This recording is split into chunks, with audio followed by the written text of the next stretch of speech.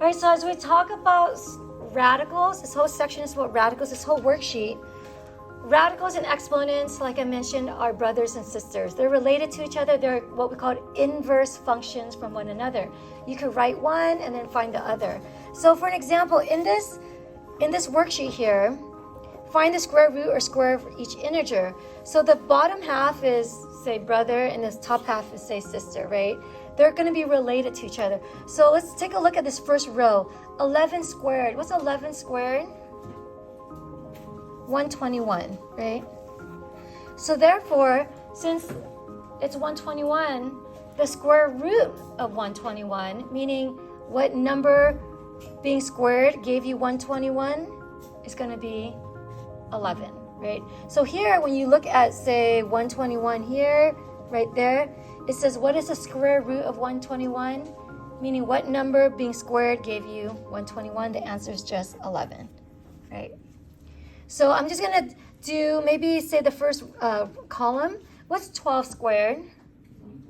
Right, 144. 12 times 12 is 144. So then the square root of 144 is to go back to its origin and ask yourself what number was being squared. So what number is being squared to get 144? 12, right? So here you can find its brother, sister, 144. Here it says square root of 144. You know that the answer is 12. I'm just going to do two more. If this is going too slow for you, go ahead and fill out the worksheet on your own, right? 9 squared will give me, 9 times 9 is 81. And the square root of this, meaning what number being squared gave me 81? Well, that number was 9. So get back to its root. Its root was 9. So when I look at square root of 81, I get 9 is the answer for that.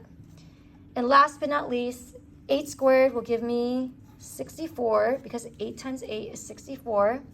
And the square root of 64, meaning what is number being squared by itself, will give you 64. The answer is 8. So when you look up here, square root of 64 will give you 8.